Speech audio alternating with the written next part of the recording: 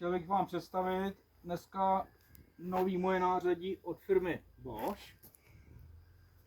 Je to teleskopický plotostřih. Je to vysunovací, může člověk zaartovat.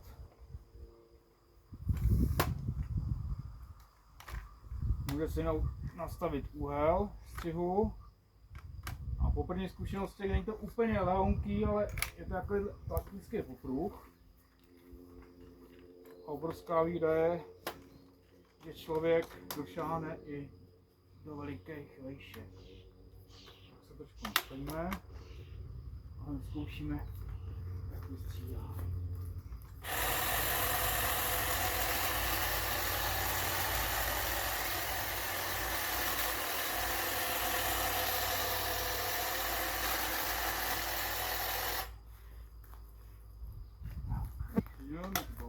Výhoda je to, že člověk se takhle zavěsí na rameno a přinese veškerou váhu na své záda.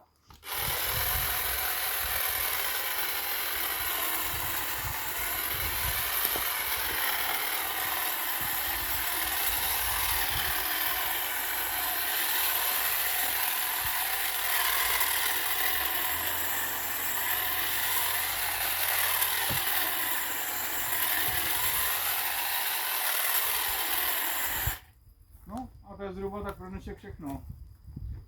Bye bye.